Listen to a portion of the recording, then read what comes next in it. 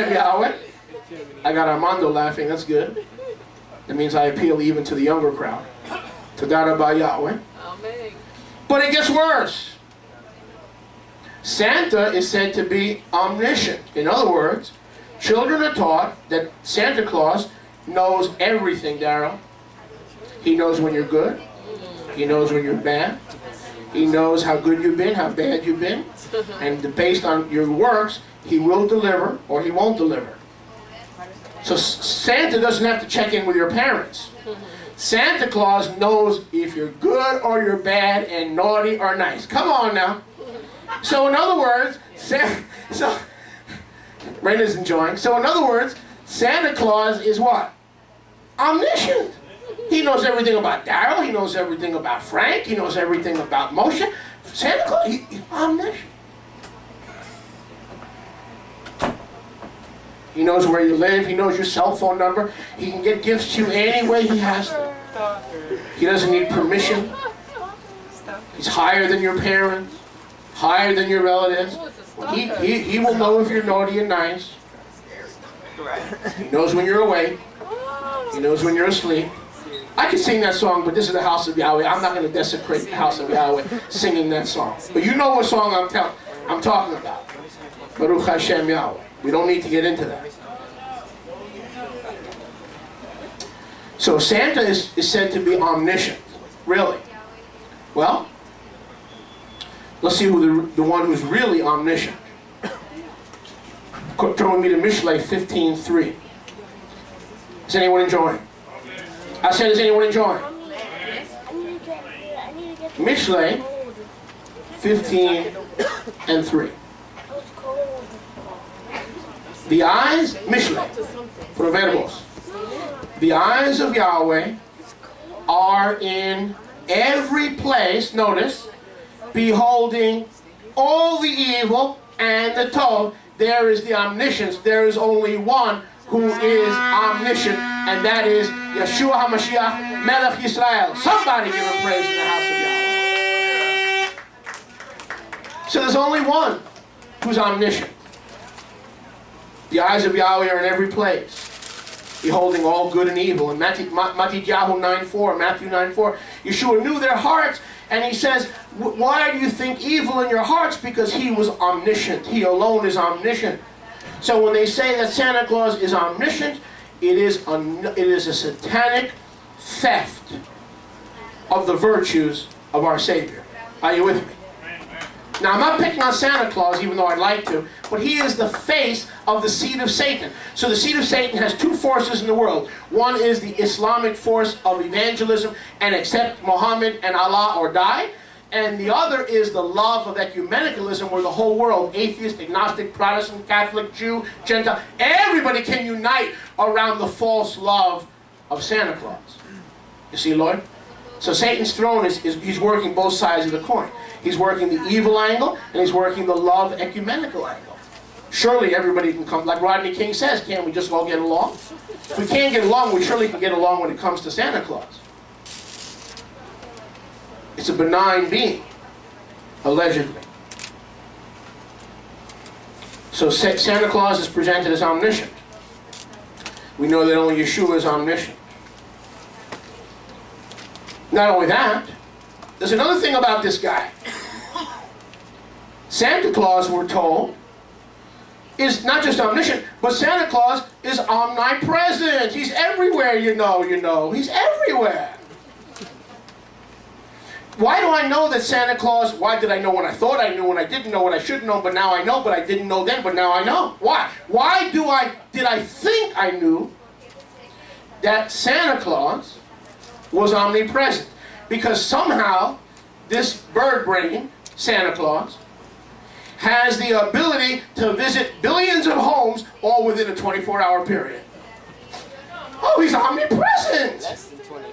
He must be omnipresent. He can visit all these homes and all these nations and drop off all these gifts within a 24-hour window. Therefore, allegedly, he must be what? Omnipresent. Another direct attack against Yeshua HaMashiach, who alone is omnipresent.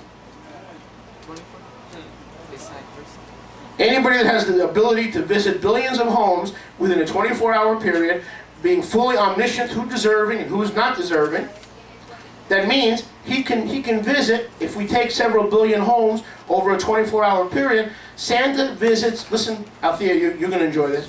Santa Claus is able to visit, in addition to leaping tall buildings with a single bound, he is able to visit, listen, 1,100 homes in any nanosecond.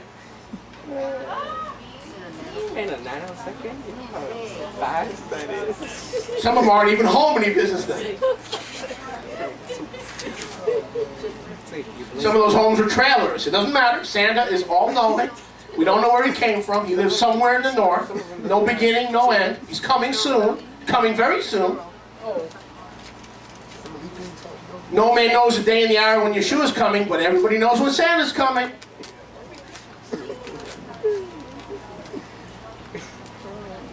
And yet Yeshua said, go to Matityahu 18:20. Many of you are familiar with this scripture.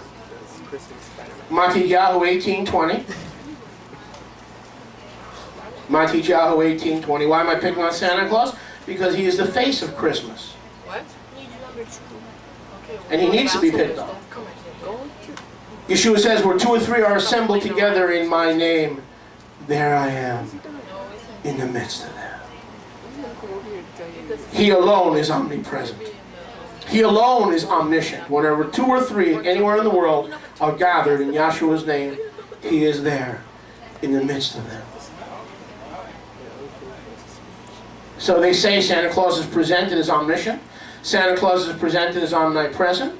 Santa Claus is presented... Listen, some of you folks on the radio, you need to get grandma on the phone and your children on the phone because they think you're crazy. They think you've joined a cult. They think you're in with the Moshe Kanachowski cult. No, we are exposing the seed of Satan. You need to get them to tune in and stop worrying about what they're going to think.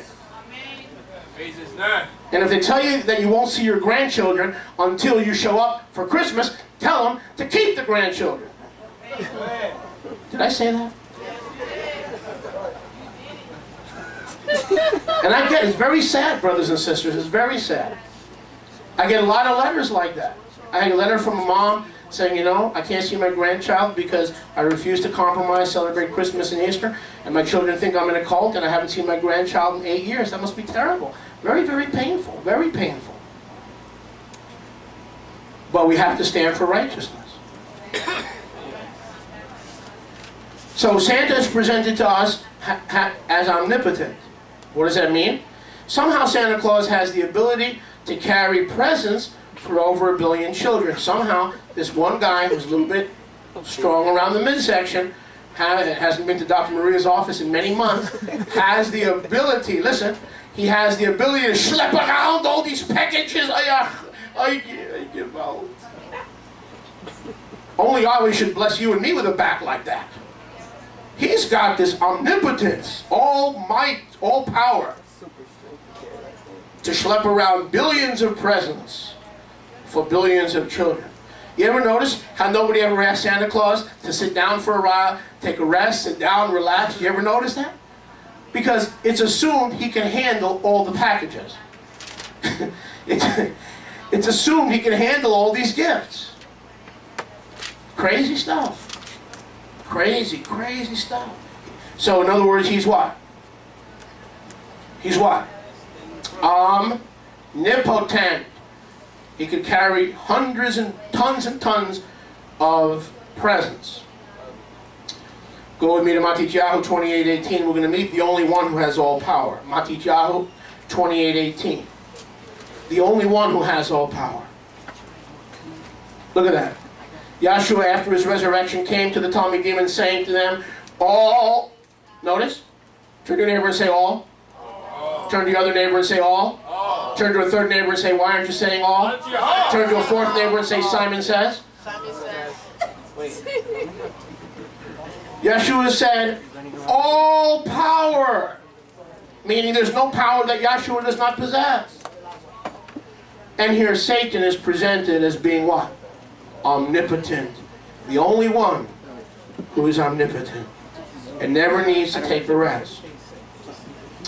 Santa Claus also has these little helpers. You know what these helpers are? What are they called? Elvitos. Is that how you say it in Spanish? Elves. Elvitores. Todo de internet. Something. What do they call? Come on, help me. I'm all alone. Enanos. No, in Spanish. Enanos. Enanas? Enanos. Enanos. Duendes. Duendes. I've had my share of the duendes over the years.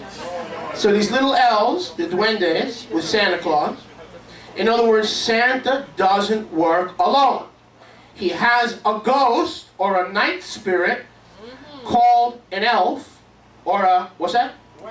Duende. Messengers? Yeah. Because we know Yeshua works through his messengers. So Santa Claus can't show up to deceive the whole world directly from Turkey, the throne of Satan. So he's got to come with his own version of malachim, angels, and they're called elves. Go with me to Matityahu 4:11. Matityahu 4:11. Melachim are ministering spirits sent to minister to those who will be heirs of salvation. Hebrews chapter 1. Matityahu 4:11. Is anyone enjoying? Amen. Let's try that side of it. Is anyone enjoying? Amen.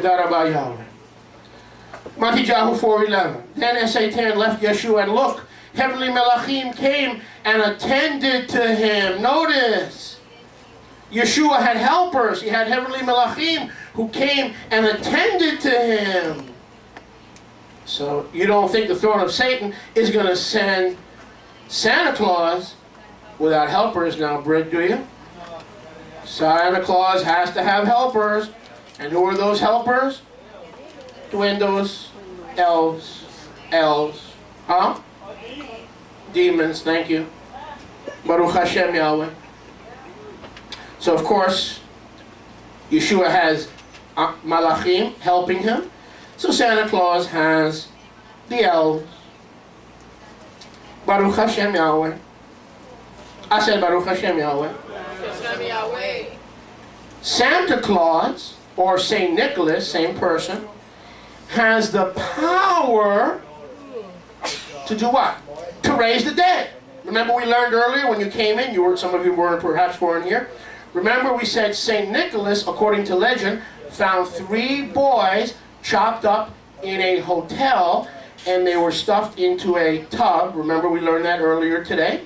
And somehow Saint Nicholas, the patron saint of Russia, managed to resurrect, to heal and then to resurrect these 3 boys, remember? So Saint Nicholas can resurrect the dead. Saint Nicholas became, through Europe, evolved into Santa Claus. And so now Santa Claus not only is omniscient, omnipresent, omnipotent, he has the ability to raise the dead. That's according to the cult of Saint Nicholas. Now we know that's a lie, don't we? Baruch Hashem Yahweh. And now I hope I can find this because this is also fascinating. Baruch Hashem, yes, right here. Thank you, Abba. Matityahu 4 and 9. Matityahu 4:9. Santa Claus is not bald, is he? Santa Claus doesn't show up with a bare head, does he? Santa Claus' head is always covered regardless of where he shows up. He's always covered. Isn't that interesting? Look at Matityahu 4:9. The devil said to Yeshua, all these things, all the kingdoms of the world, will I give you if you fall down and worship me and take off your head covering. Are we on? So Yeshua HaMashiach was in the wilderness being tempted by the devil, and the devil said, all the kingdoms of the world are mine, and I'll give you all the kingdoms of the world if you'll take off your head covering and bare your head to me and worship me. So you don't think Santa Claus is going to come without a head covering, do you? He's got a huge, you ever notice how obscene that thing is? I mean, let's be honest. If Israelites walked around with a concoction like that, we'd be in Chrome Detention Center. Let's be honest. We'd be making our home on Chrome Avenue. It's one thing to wear a yarmulke, but could you imagine wearing a contraption like that? Vincent. Yes, sir. You wouldn't wear a Santa Claus hat, would you? Yahweh forbid. No. Never. And yet this guy has the chutzpah to mimic Yeshua, our Kohen HaGadol, to mock him, to ridicule him, by showing up with a big head covering. Brothers and sisters, Sanat Kumara is a deity worshipped by a lot of New Age groups. Elena Blavatsky, the mother of the New Age movement, said on page 350 of her book, Secret Doctrines, the name is not important. The demons work through the letters. I'll say that again. A person's name is not important. The demons work through the letters. So Satan preserved his title by reversing the letters and producing from Satan and introducing himself to the world as a benevolent, kind, loving, giving being who loves children, raises the dead, forgives sins, wears a head covering, flies around, is omnipotent. There's no amount of gifts that he cannot carry. And all these things, and the world calls him Satan. They just don't know it. He reversed Satan, reversed the letters. Santa is Satan with the letters reversed. So they're calling on Satan. Every atheist, every agnostic, every Protestant, every Catholic, listen, who has anything, turn to your neighbor and say anything. Anything to do with Santa Claus is calling on the evil one, his title, Hasatan, S period, A period, Tan. They won't name the name of Yeshua. They won't confess Yeshua. Because if you confess Yeshua as Maryah and believe in your heart, Romans 10, 9 and 10, that Yahweh has raised him from the dead, you shall be saved. But that name, that title of S-A-T-A-N is on the lips of every person, every ecumenicalist, every atheist, every agnostic, because after all, he is a benign, harmless figure. And so what? It's no big deal. Toys, happy times. He knows when you're awake. He knows when you're asleep. He knows when you've been good. He knows when you've been bad. And he has the chutzpah to show up with a head covering. Yeshua's coming soon. The world's not interested. Satan is coming, and everybody wonders when. Hallelujah. Hallelujah. Satan says to be awake, to be alert. And everybody who looks for Santa Claus is awake and alert. But instead of coming from the heavens, he's coming down your chimney.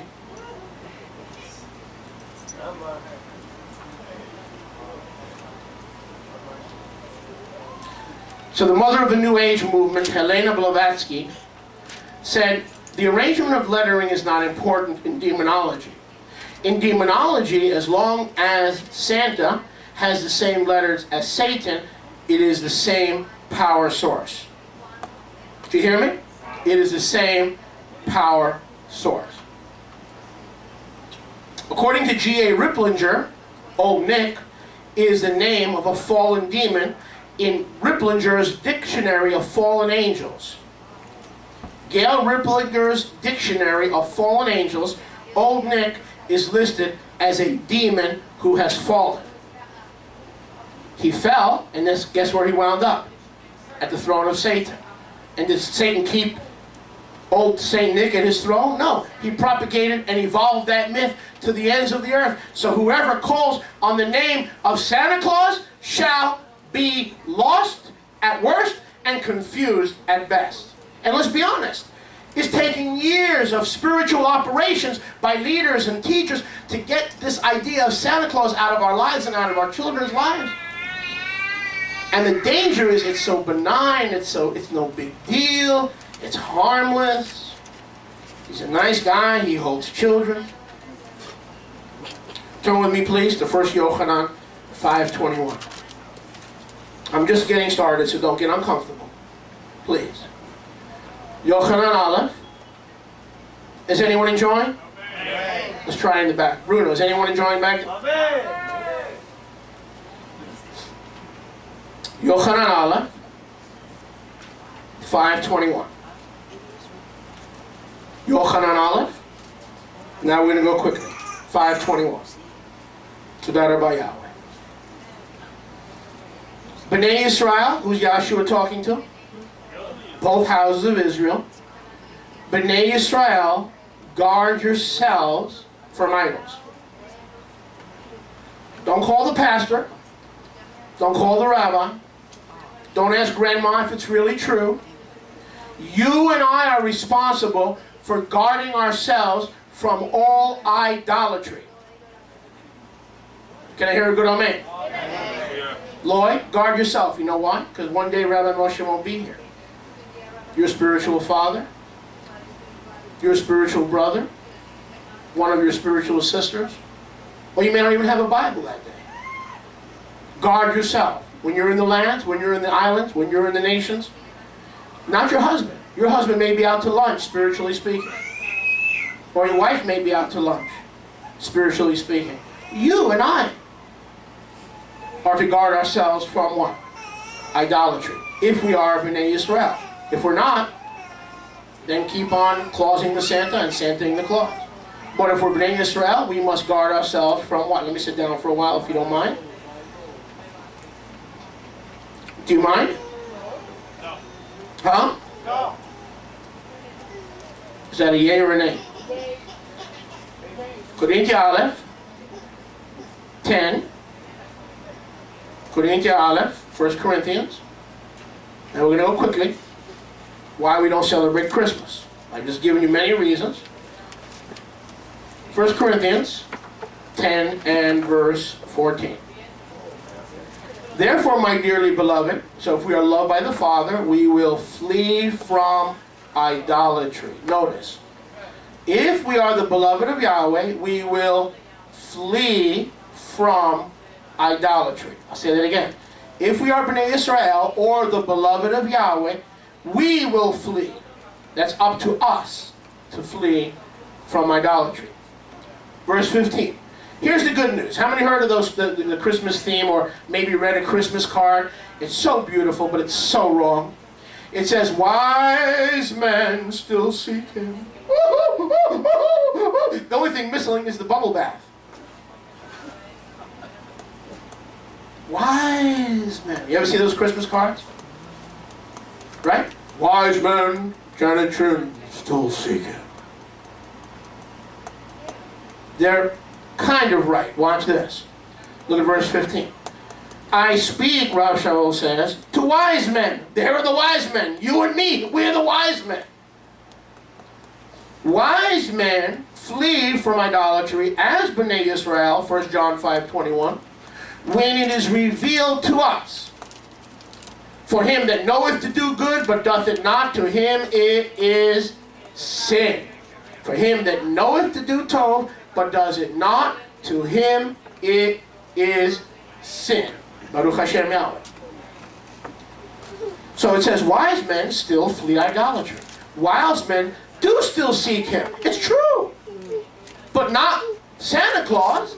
Wise men still seek who? Him. That's true. As they flee from idolatry. If they don't flee from idolatry, they won't be able to seek him and see through the smoke screen. Let's continue. Is anyone enjoying? This is talking about the Passover procedures. Baruch Hashem Yahweh. But within the Passover procedures, we can learn a lot of things on how to flee the idolatry of Christmas. I hope there's a lot of people listening. Because we need to promote the anti. We have the greatest end time tool to take the true message of Moshiach to the nations, and the people that are our brothers and sisters that are listening around the world need to work the phones and increase our audience. If you can't give money, give me some of your friends so we can reach them.